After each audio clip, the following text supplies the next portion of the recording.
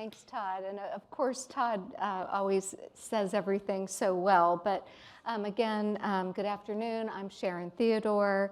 And this is our fourth panel of the day. We've just had great discussion so far and really appreciate everything that we've heard. This panel, again, will address continued economic and consumer benefits in a just transition.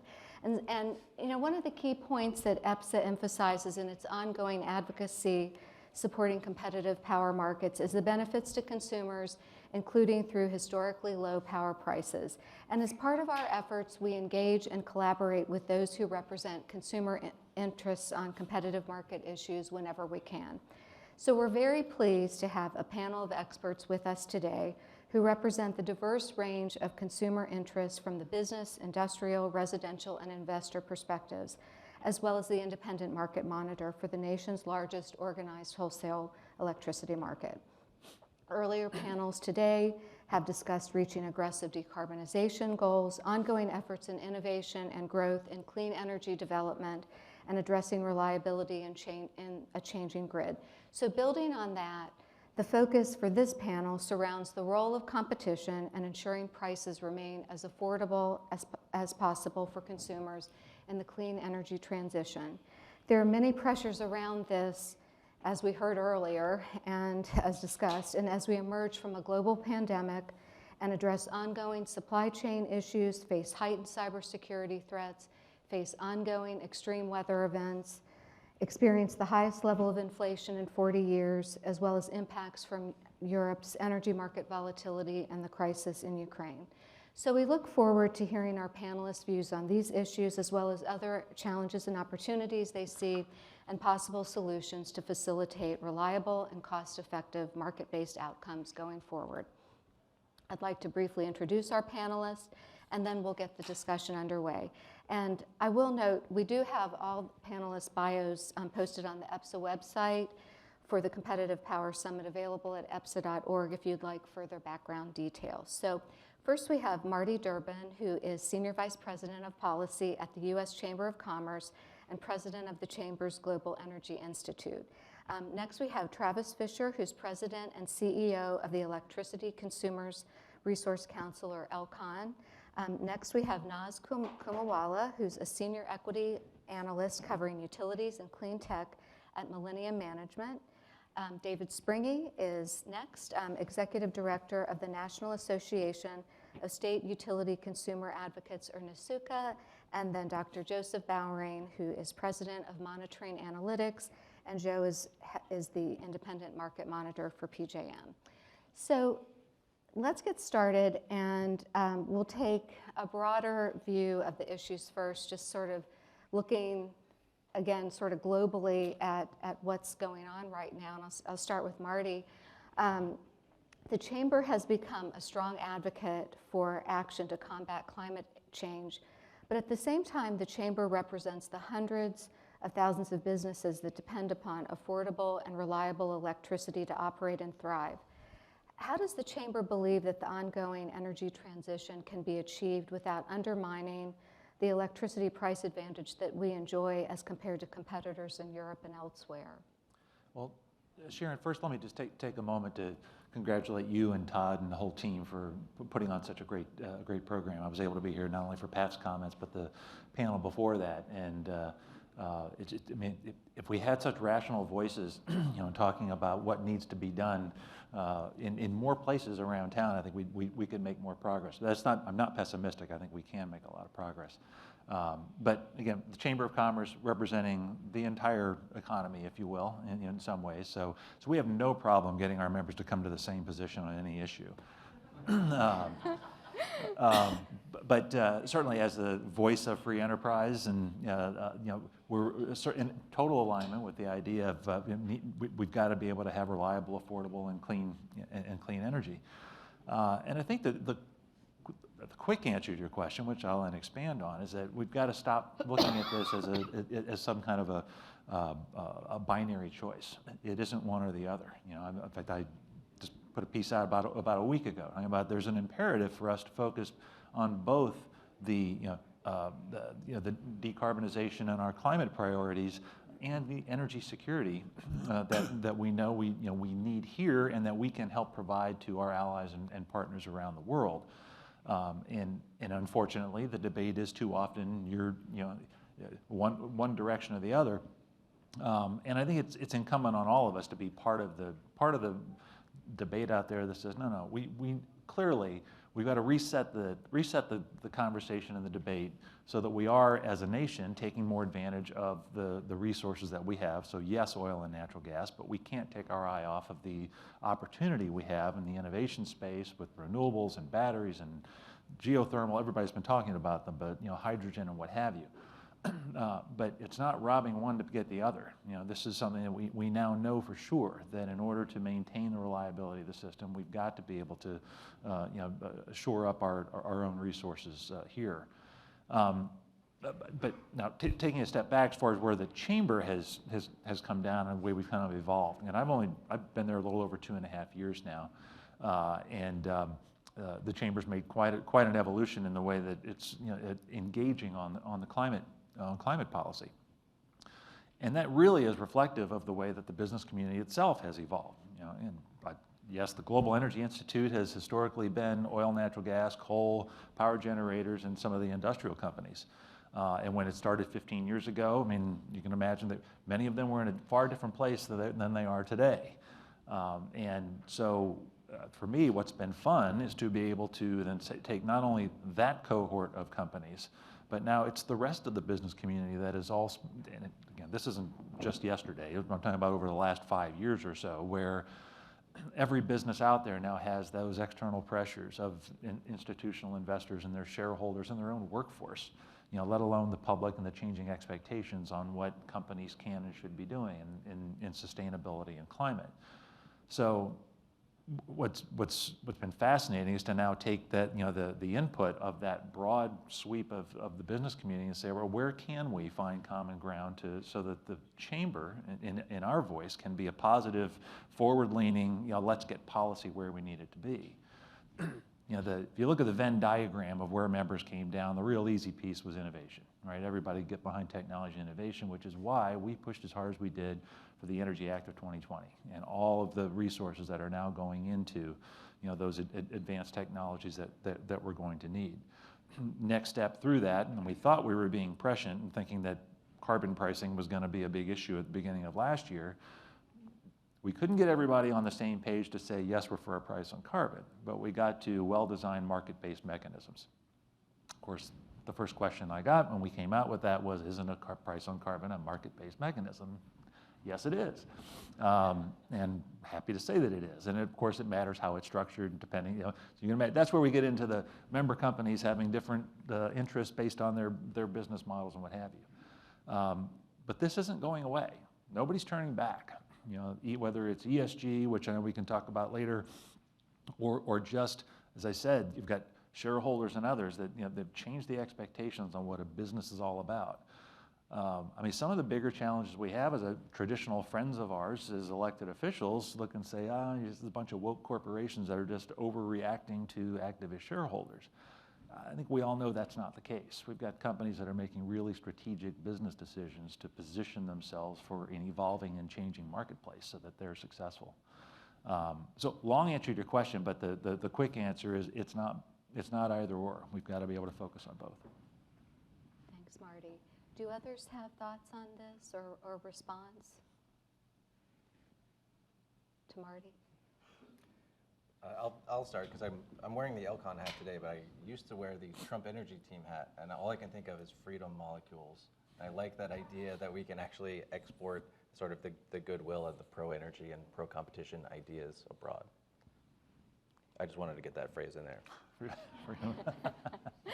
Thanks, Travis. Well, just, again, still thinking on sort of a broad perspective for Naaz, how has Russia's invasion of Ukraine adjusted energy transition goals? Thank you, Sharon. I also, Todd, for having us here. Just wanted to say that I am suffering from bronchitis. And so Anthony very kindly made me cookies, and that's gotten me better, but not 100%.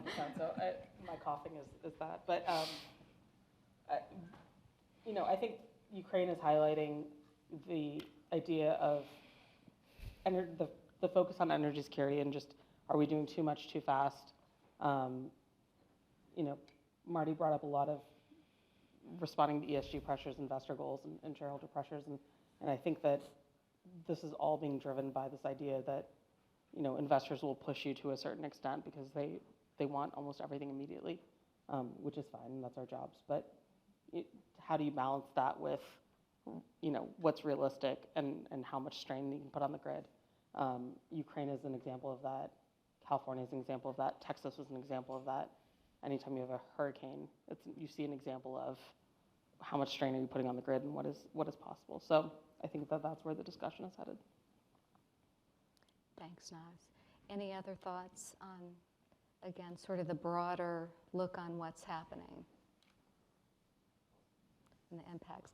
Okay, well, let's turn to infrastructure because, again, we heard a really large number and on what it could take to build out our infrastructure that may be necessary for the U.S. to transition to a carbon-free power grid. And there's just been so much activity in this area looking at infrastructure issues of late. We have reports, there are stakeholder processes that are going on at the regional level. There's a FERC, NARUC joint task force on transmission. We do have regulatory and legislative activity related to this, including the recent bipartisan infrastructure law. FERC has the pending ANOPR that's looking at transmission, cost allocation, interconnection issues. We may see individual rulemakings or rulemaking go forward soon on that. And possible forward momentum on some parts of the Build Back legislation, Build Back Better legislation at some point. So just, thoughts from the group on whether federal and state regulatory policies and these recent legislative efforts are effectively facilitating the transition to a clean energy grid. Well, I see that one up. First, thank you very much for having us here. For those of you that aren't familiar, NASUCA, the National Association of State Utility Consumer Advocates, are the state statutory advocates that intervene in investor-owned utility rate cases at the state level. We represent consumers, whether it be residential or all consumers, depending on the office. We have 59 members operating in 44 states. And so we ultimately are at the ground level when all of the grand ideas and things that people in rooms like this talk about show up on the utility bill for consumers. And so I think recognize that it's a very diverse country with very different structures and very different politics. So please don't take any comments that I say as representative of any individual state. I'll speak generally. But the first thing I guess I'd like to say is I'm glad I wasn't here earlier to hear the big number. Because I don't know that I'd be here now. It's really truly frightening to throw around that type of number. I mean, if you stop for a second and realize that coming out of COVID right now, you have millions of customers that can't pay their bills and are really at risk of being shut off, and probably likely are being shut off as we move forward. There are billions and billions and billions of arrearages on utility balance utility books. So there's a whole social element to the things that we talk about that we have to recognize that this country has a serious social equity problem about people being able to have fundamental utility service. So I'm not going to go down that rabbit hole, but let's just not skip right over that part when we talk about these numbers and what the impact of these policies are. I do think it's exciting. I mean, we have a very interesting membership, and if you've been following sort of what's going on, a lot of states are actually changing the statutory structure that they operate under, right? They are some public utility commissions now have to take into account carbon reduction, emissions reductions, equity, social justice. I mean, we've written in a whole different layer of statutory objectives into our regulatory structure, and then of course you have states that don't. So it creates a real interesting mix and a real interesting diversity of opinion.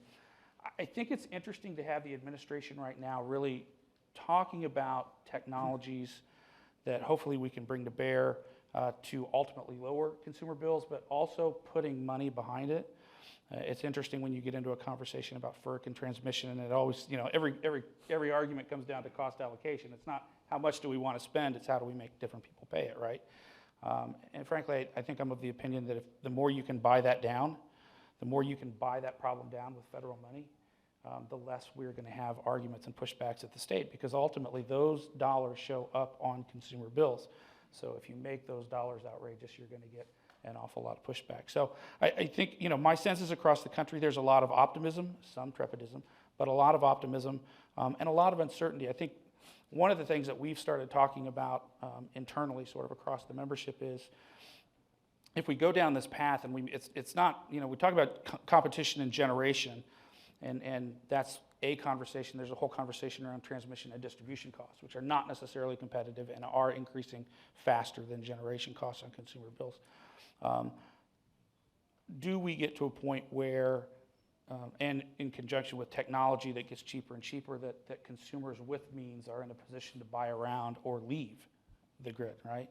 So there's going to be a time moving forward where there's going to be a technology that allows an average semi-wealthy residential customer to put solar panels on his roof, battery storage in the garage, and just walk away from the grid.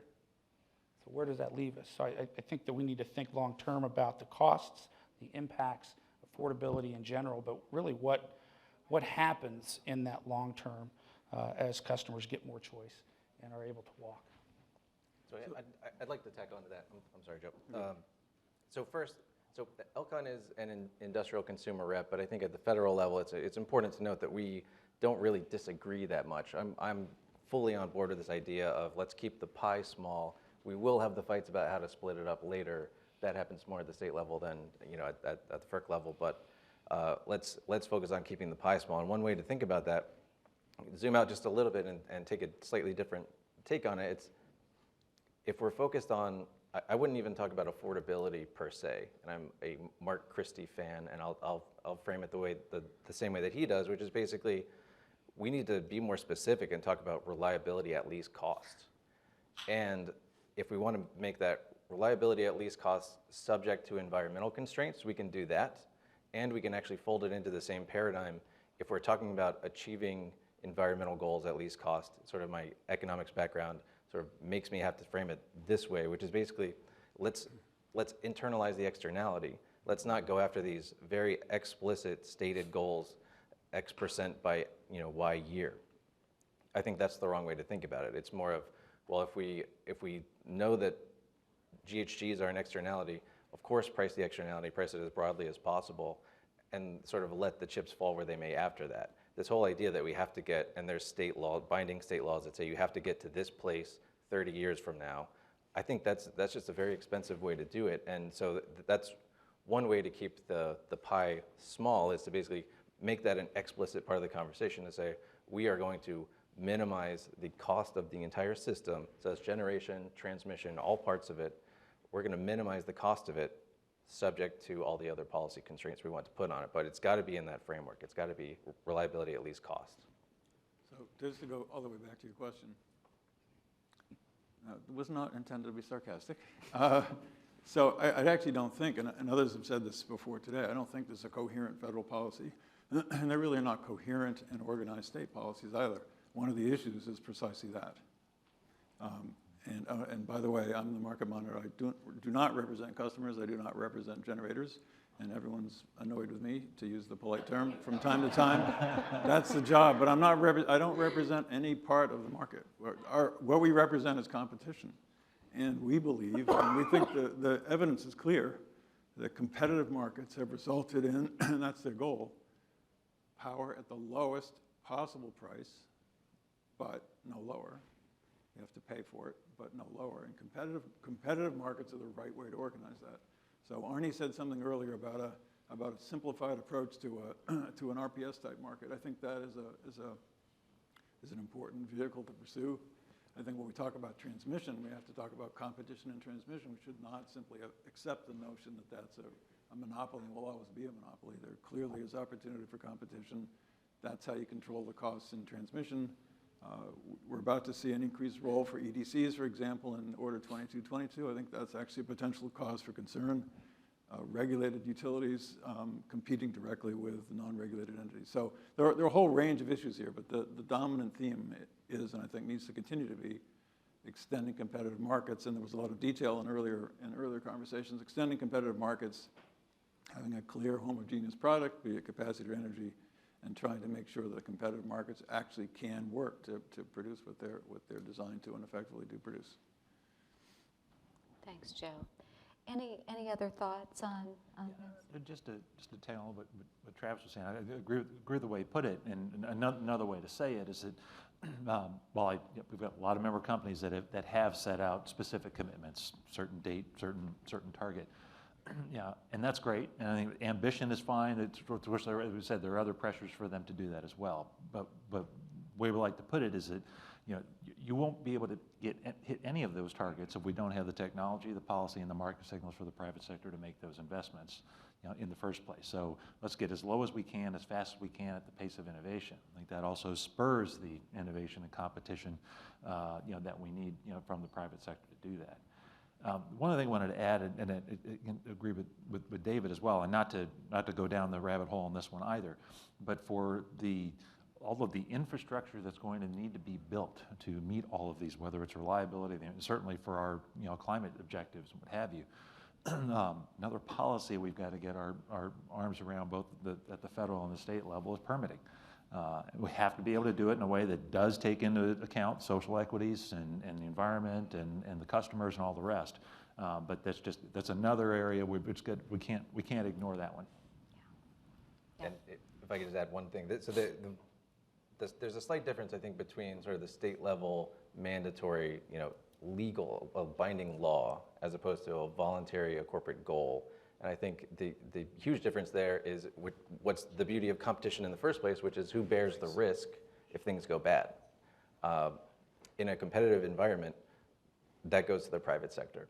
So it would go to the private company, it would go to, or they could easily change their goals, do a pivot.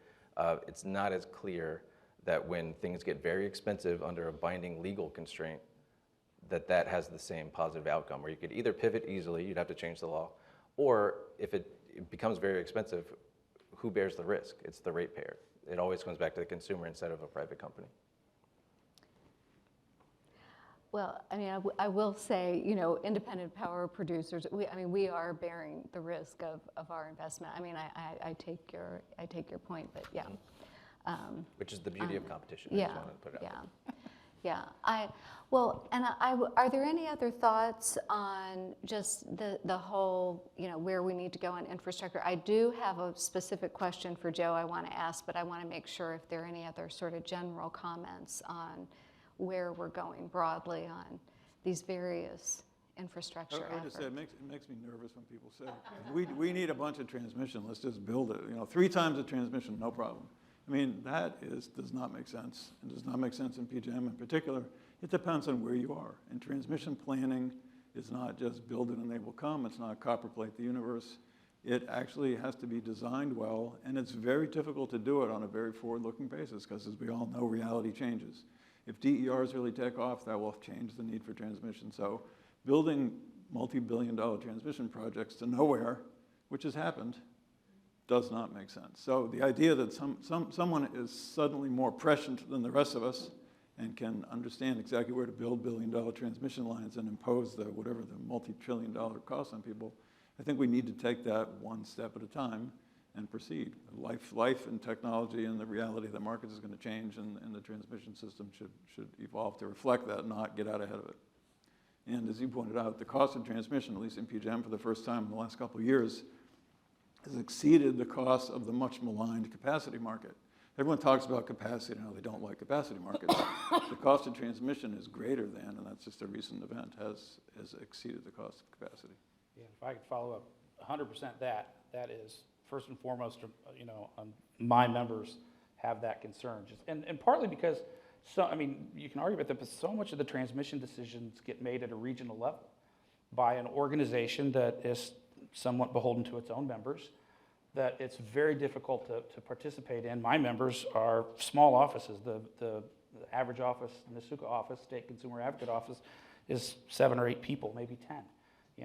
You can't participate meaningfully in a regional transmission process and have any input.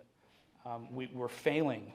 If you're going to regionalize this transmission and planning, I think it's incumbent upon FERC to also put the states and consumer advocates in that room in a meaningful way. A lot of people like to point to CAPS and PJM. And Greg Polis does a great job representing the consumer advocates in PJM, but it's one person in the entirety of CAPS. And there's not one in SPP, and you can argue about whether there's really one in MISO. You know, we're talking about huge decisions being made in rooms where the people that represent consumers aren't really participating, and it's just, it has to be fixed. Thanks. Just, you know, we're seeing, just going back to the bipartisan infrastructure law, we're seeing agencies start to implement provisions of that, including DOE. And one of the programs that they're looking at right now is the Civil Nuclear Credit Program. And this program would allocate $6 billion through 2031 to existing nuclear reactors that are deemed to be at risk of closure due to economic factors. And it appears that these would be for units that are in competitive electric markets. And EPSA submitted comments offering some thoughts for consideration. But I'm just interested, Joe, in your thoughts, just knowing that, you know, you're looking at costs and revenue data for all types of units, including nuclear, in your state of the market report. So just interested in any thoughts you might have on a program like that. I love subsidies, that's all I can say. Okay, so, just kidding, sorry. So, I know, so people that, I got no reaction, sorry. So, look, subsidies should be avoided.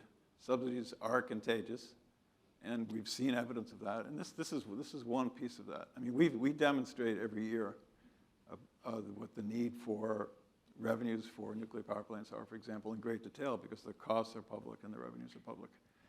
And like any other generator type, revenues go up and down. In 2020, not a single nuclear power plant in PJM covered its going forward costs. That could have been used as a single, so we need subsidies, we're not covering our costs. Well, 2021, very different story.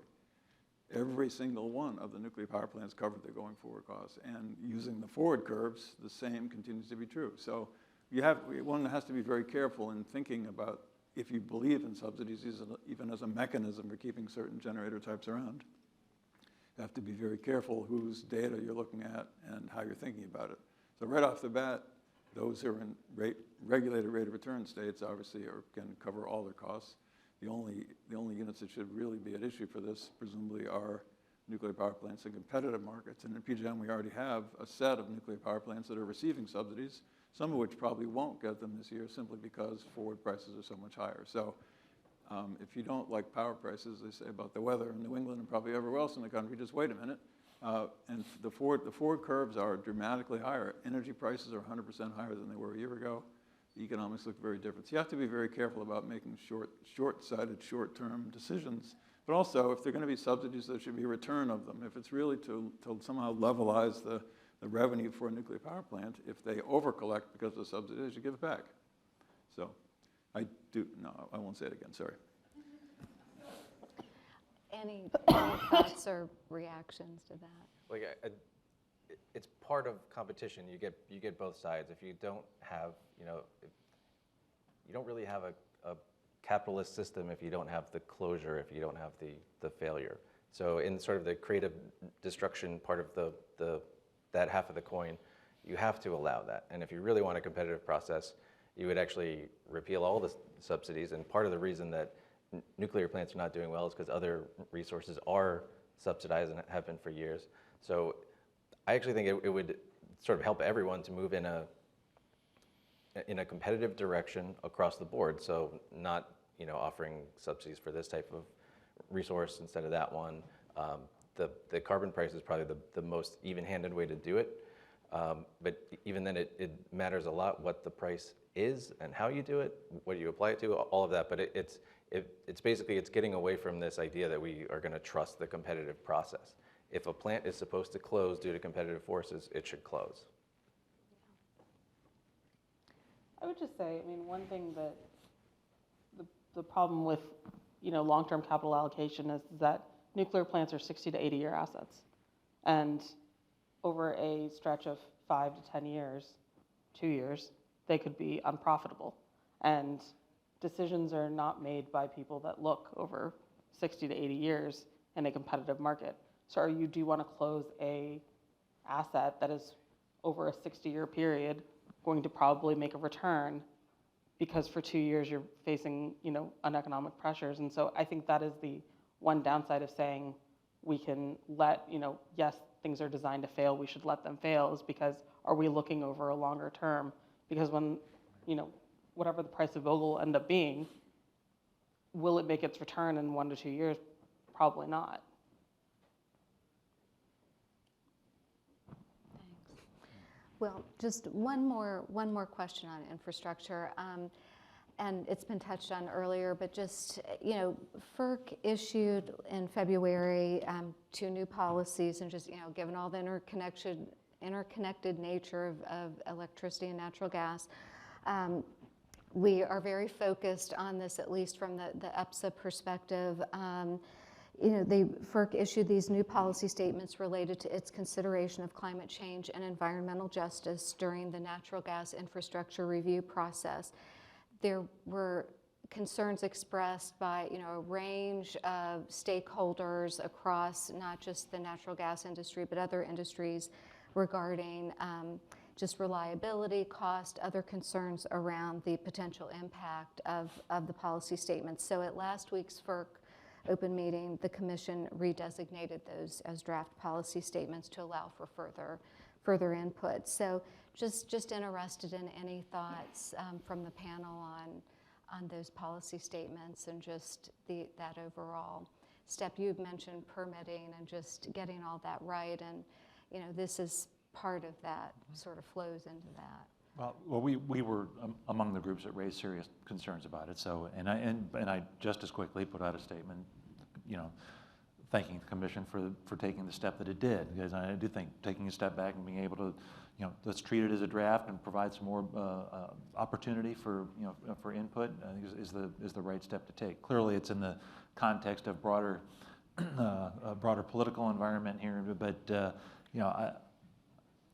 I'm not sure the last time I saw an action by FERC engender such a swift response from both sides of the aisle on the Hill and a very broad swath of stakeholders out there. So again, we think it was the right step to take, and we're anxious to engage now even further. So I think it was clear that if the goal was to increase regulatory certainty, they did not accomplish that, and that was pretty clear based on the Senate hearing that followed. That just basic questions about what does this apply to, and I don't know, everything's case by case. So there's that element of it. They whiffed. It was a bad move. The other element that I haven't seen in the docket yet, that we plan to file comments, and I encourage everyone else to. But the gist is, what is the impact if you increase the uncertainty on the gas side? What's the spillover effect on the power side? They're so intertwined now, especially in the market setting where you have the price of gas basically establishes the marginal cost. It establishes the clearing price and probably an increasing number of hours over time. That's so important. That's so critical to the sort of reliability, at least cost question. I just don't see how we can ignore sort of the practical impacts. We might talk to some extent about the legal side, which is what the docket is full of at this point, and that's all incredibly important. But leaving the specifics of the NGA and NEPA, leaving all that aside, what's the practical impact on the power sector? And if gas is hard to get, power is going to be expensive. That's the bottom line. I'm going to ask David the next question on what does a just transition mean to you? And I don't know that you heard Todd's remarks early this morning about, when we're talking about all of these costs, to build out the grid and just other things that we need to do, just thinking about what, if it costs a certain amount, what does the consumer want to pay at the end of the day for for what we need to do. So just interested in any thoughts there on. Throw me in the deep end. So first, these are my comments, just because, I actually study economics, and I like efficiency, and any economist knows when you start talking about equity, it's anybody's game, right? So it's in the eye of the beholder. But I think there are a couple of things that we need to think about. I mean, one is just affordability overall, and I don't have a good answer for this question, but every panel says, reliability, least cost, affordability. Everybody says the word, but nobody really knows what it means. Nobody ever in any process, I don't know any regulatory commissioner that makes a decision at the end of a rate case, just and reasonable cost, and then pulls out their affordability chart and says, wait, does this meet our affordability chart that we have right here to see whether customers can afford it? They don't, because it's set up to recover just and reasonable, prudently incurred costs. It's mechanistic. So I think one element of just transition is recognizing that there's a social justice element to what we do, a public interest element to what we do, and we have to figure out ways to quantify, identify, and apply some notion of what is and is not affordable to the consuming public, or we have to proceed on cost but have a very robust second process, whether it be legislative or other, that creates a social network or a social fabric to help the customers that struggle with the ultimate cost that the process itself spits out. So really putting some thought into what affordable actually means instead of just saying it on panels like this. I think the second, for me, one of the things that I hear across our membership is more process, making sure that we're hearing from more voices, making sure that the decision-making process isn't siloed, making sure that the decision-making process, RTOs, since we're up here, is truly independent. I don't think in a single RTO across the country that has a consumer advocate on their board.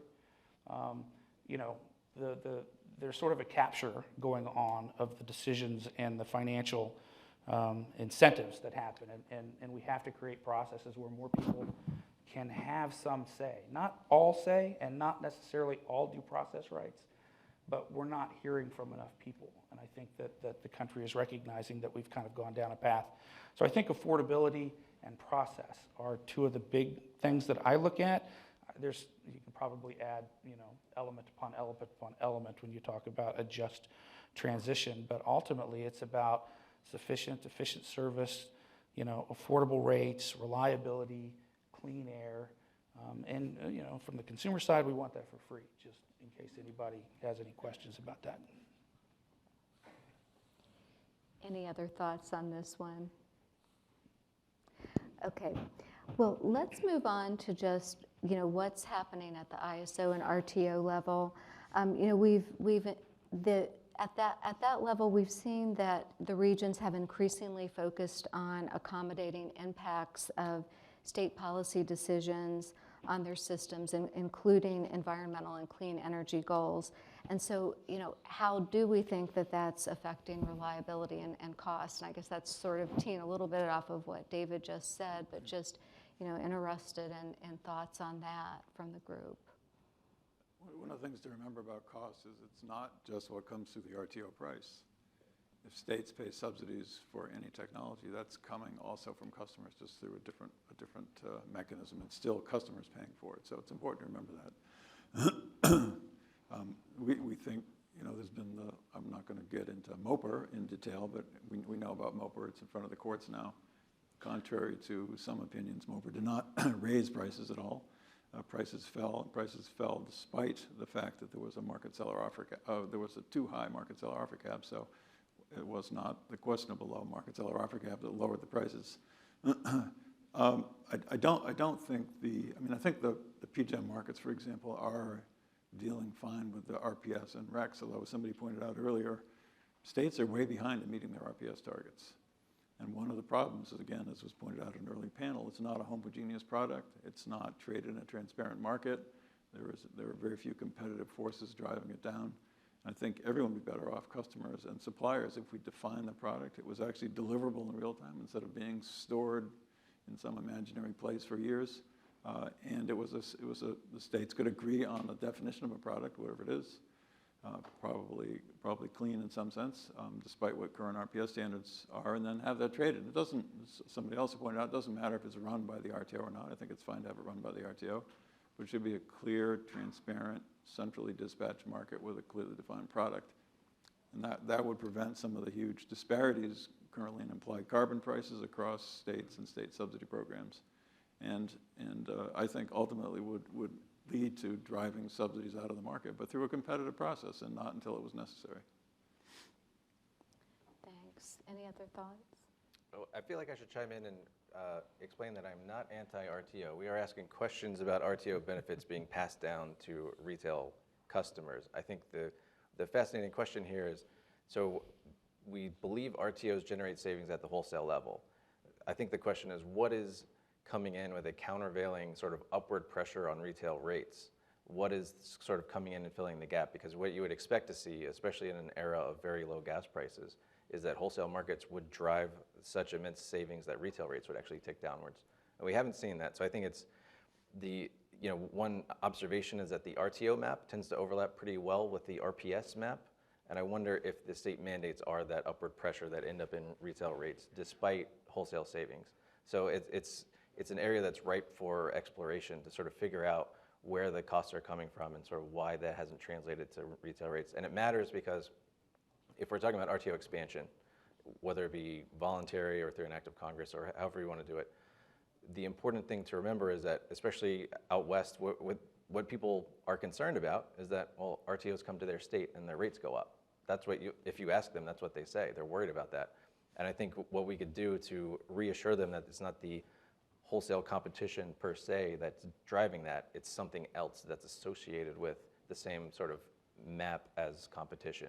So it's important to parse that out. And the fact that we haven't really done that yet, we haven't really done the sort of comprehensive data work that you need to do that. I think that's kind of a shame, and so we've asked for that. We're actively pushing for that. There's a GAO study in 2008 that attempted it and basically came up empty-handed. So we think it's an open question that's worth exploring again. Other thoughts or comments? Well, let's just go on then. I have to raise carbon pricing. Every panel has talked about it, and Joe mentioned it just in the context of PJM, but just, at a nationwide level, there's been another study that came out last week by the Climate Leadership Council that called for federal legislation, again, to implement an economy-wide price on carbon as the most efficient way to decarbonize the grid while maintaining reliability. EPSA supports that approach for the same reasons. So I am interested just in thoughts from the panel on how that would achieve cost-effective emissions reductions broadly. Yes, I don't, economists check me off. Of course, a carbon price makes sense. Yeah. But I don't necessarily agree with everything that was said on the prior panels. I think incremental carbon pricing is better than no carbon pricing. RGGI and PJM has actually had a demonstrable effect on prices, demonstrable effect on dispatch, even though it's only a subset of the states. The nice thing about RGGI is it leaves the control of the process and the definition of how much it costs in the state's hands, but it works through the RTO market. So that's a nice feature of it, in the same way that the RPS standards and RECs do, although less effectively. So yes, it makes sense for all the talk about everyone wants carbon abatement. It has not revealed itself in voting for carbon pricing, so we have to do as best we can without that. But as I said, incremental within PJM makes sense, and also having a more rational set of other programs to supplement it or attempt to replicate the effects also work. I agree with that completely. And part of the rationalization is actually all the other policies that are designed to address greenhouse gas emissions. If we have a carbon price, you don't need the other policies. In fact, the economic efficiency argument doesn't work as well if you have the other policies. So everything from RPS to efficiency standards, all of that stuff would make a lot more sense to just fold into a carbon price. But the way that people tend to talk about it is, let's layer a carbon price on top of existing policies. And I don't think that is a consumer-friendly way to do it. I would agree with both of the comments, but as some earlier speakers pointed out as well, but what's possible? And so it may be that the incremental carbon pricing is maybe all we're going to be able to manage in the foreseeable future. I mean, I think as I mentioned before, we thought we had at least an even chance that we were going to see carbon pricing be much more part of the conversation last year, and quickly got put aside, and it was clean energy standard, and we kind of moved on from that as well. I think given I'm not making predictions, but likely change in Congress after this fall, I wouldn't look for carbon pricing to be very high on the list of policies being debated in the Congress. But I do think that, I guess taking one step back, and again, as Pat was saying, it was unfortunate on why we've been able to reset the conversation. But what's happening in Ukraine has allowed us kind of reset on the idea of, well, all right, we can focus more on establishing our own security of energy supply while focusing on, and so within that context, can we find that governing center, whatever party, that can start to get more of a discussion around, what do we need to do to move policy forward, to make to make the progress. Again, I would argue the Energy Act of 2020, the infrastructure law, huge steps forward. I mean, setting everything else aside, they both would have been hailed as the most significant climate policy that Congress has passed in decades. But the first was, Energy Act was in the middle of COVID relief, and the infrastructure law got caught up with Build Back Better, so it looked like, no, that was nothing, because it's all over here. It's like, no, this is really significant, what came out of the infrastructure law. So how do we build off of those really, they were bipartisan, they were very constructive conversations on what's next. How do we keep moving the ball forward so that we can focus on that, moving emissions down, decarbonizing the economy while maintaining our own security. And I would add, we don't have an official NASUCA policy on, carbon pricing as an economic thing. Obviously, as economists, you're right, check the box, that's good. But our discussions always come down to where's the money go, right? Where's that tax money go? And how do we make sure that that money gets funneled back into helping the customers that are going to be impacted by the change in relative pricing? So it's you can't just talk academically about the efficiency of a carbon price, which, yeah, sure. It means real things to real people, and that money has to come back in real ways to help them. So, yeah. So, having been accused of being an academic before, but I totally agree with you that when you think about the optimal design of a carbon price, it returns the money to those who pay it. Now, it doesn't have to be that way. That's not the way it is in the Reggie states at the moment. It's returned. It becomes part of the general fund, I believe. But it can easily, as part of an efficient design, be returned directly to the customer. So that is a choice. But you're absolutely right. It does have an effect, and it's not purely just and maybe I was being too lighthearted about it. It's not just check the box. It is a real policy. It has real effects. It has real effects on everybody's incentives. That's why it's working through the market. But it does have a real dollar impact, and it would change prices in demonstrable ways. Your point is a fair one. Well, I think we're seeing that play out right now on the issue of gasoline prices. So gas prices are going, everybody wants to do something about it, right? And because that's, it does have real impact on people. And then some of the ideas that are out there, let's do rebate to consumers, or everybody that owns a car. Well, isn't that a subsidy back to the, I'm just agreeing that there are a lot of different dynamics in these discussions. Questions, yeah. But I was just saying that's where we get stuck. Yeah. At that point right there, it's, you can debate economics all you want, but where does the money go? How do we get it back to people? How do we make sure that it helps the people most impacted? And those are hard discussions. Right, but returning carbon price dollars to customers is not, for economists, a controversial issue. In fact, it's part of almost every well thought out plan for carbon pricing. It's not necessarily the way it works, but it's not a subsidy. It's simply returning the dollars to the people who pay it. It has the right effect at the margin, but it's not having an income effect as a result of that redistribution, should people choose to do it that way. But that's one of the questions that has to be addressed if you're going to do a carbon price. I'll just add, this is more of a personal note. This is not a well-ironed-out ELCON talking point, but the late great P.J. O'Rourke would say that kind of tax, if you let the revenue either go to the general fund or some other earmarked thing, that is like giving car keys and whiskey to teenage boys. That you're going to get bad outcomes. I don't like the idea of giving Congress the authority to tax everything that emits CO2 at whatever level it wants.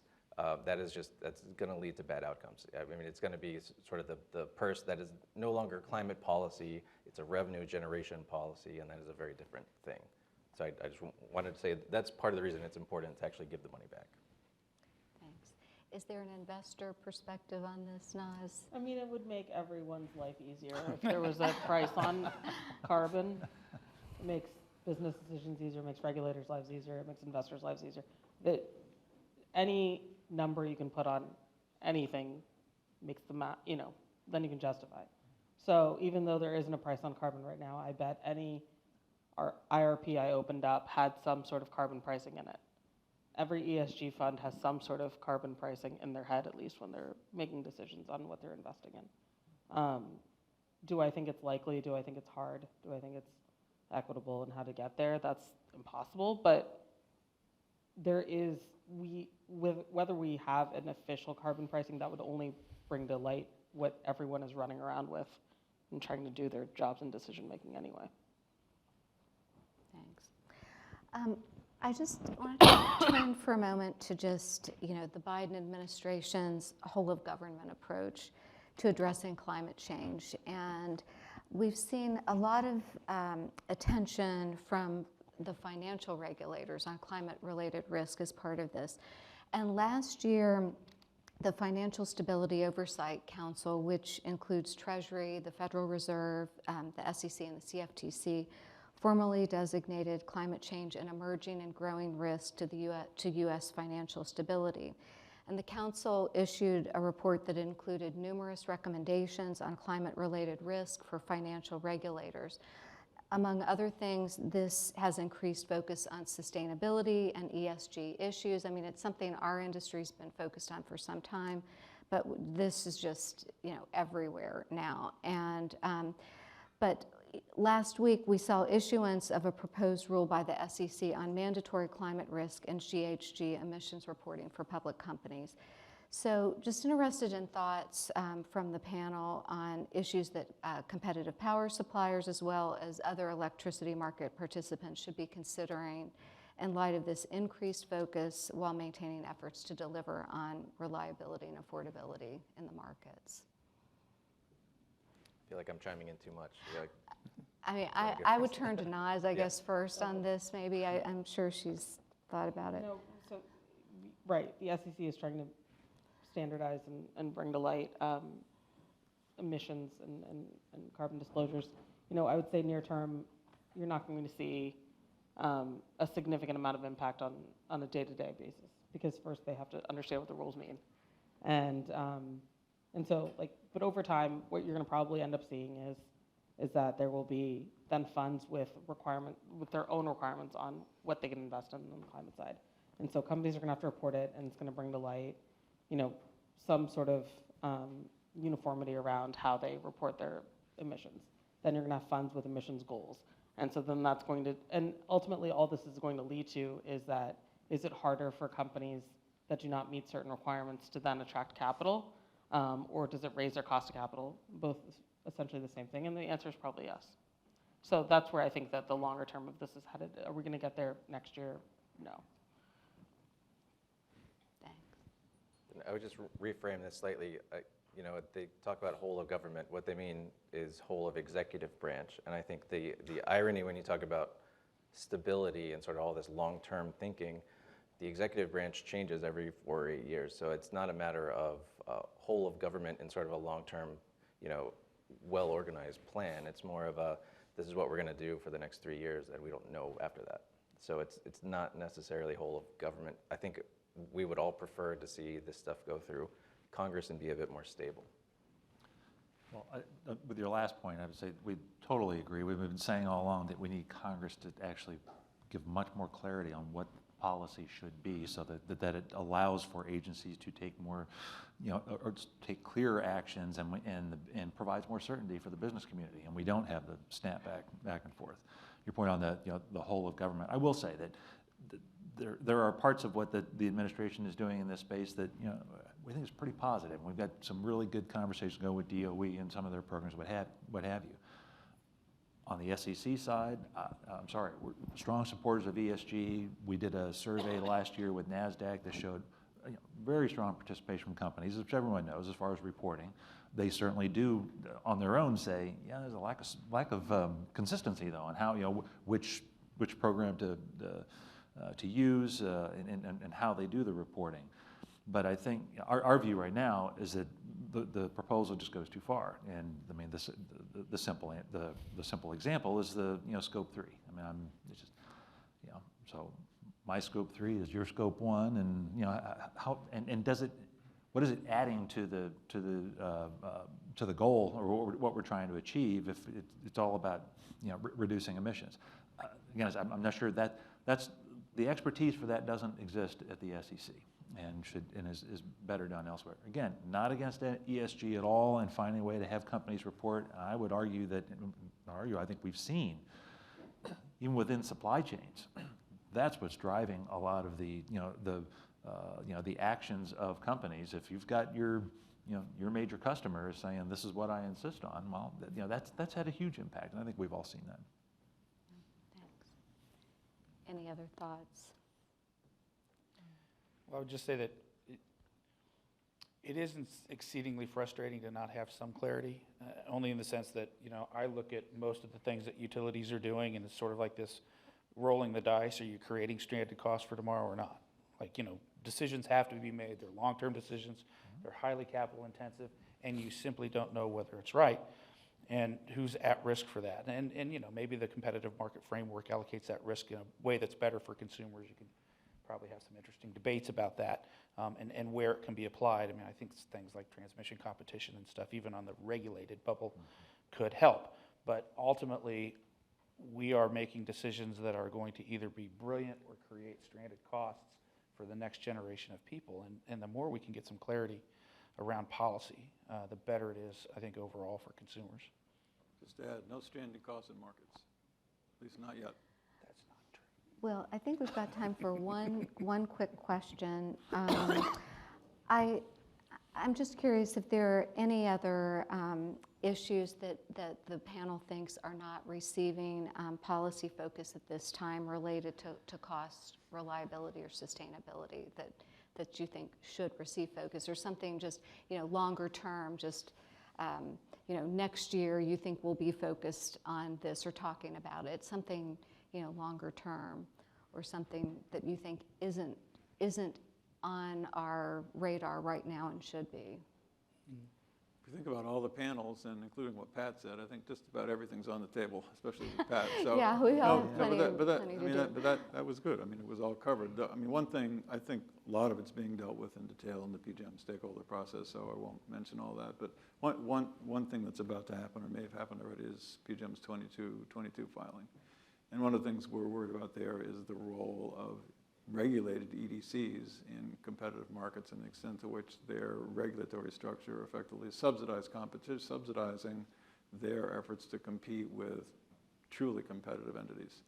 So again, that's a ways down the road. People are still thinking through the details of how that applies, but I think it's a risk. And as Pat and others have pointed out, I mean, it has to work from the bus bar to the meter and to the appliance, and the role of distribution companies both in upgrading the infrastructure has been probably not received adequate attention, but neither has the role and the soon-to-be growing potential role of EDCs in competition in competitive wholesale power markets. The only thing I would add, and it's not one particular policy, but I think you kind of laid out at the very beginning all the different pressures and the we were talking before in the green areas, these challenges, but there are also opportunities, and I think that these difficult times are going to force the types of innovation that we've seen in the past, and so we don't know what it's going to be yet. I know when I was in 2008, no one was predicting what the shale revolution really was going to do, and I know in my days, speaking much more on their behalf, I always used to start speeches by saying, listen, we know natural gas was a disruptive technology for the power sector at the time, and who knows, 5 years from now, something else is going to come along. I just think we're at a point right now, and that's why I think it was so important about whether it was the bipartisan infrastructure law or the Energy Act, to see both government and private sector really focused on those areas, on everything from batteries to renewables to advanced nuclear and hydrogen. You know, let's see where this takes us, because I think it's going to be an exciting time. Yeah, I just wanted to offer you and EPSA a sincere thank you, because I think what's missing is the real engagement with consumers. So to have a pro-consumer panel here, I think is hugely important. I thank you for that. I think that's the one thing that I've noticed is, you know, being a consumer advocate now, get a lot of lip service, don't get a lot of serious attention, and there's a difference between the two. And so I sincerely appreciate the actual having us here and, you know, engaging with the pro-consumer groups. Well, on that note, I want to thank all of you for joining us to talk about the role of competition and maintaining benefits for consumers through well-functioning competitive markets that will be key to an affordable, reliable, and sustainable clean energy transition. So please join me in expressing appreciation for our panel.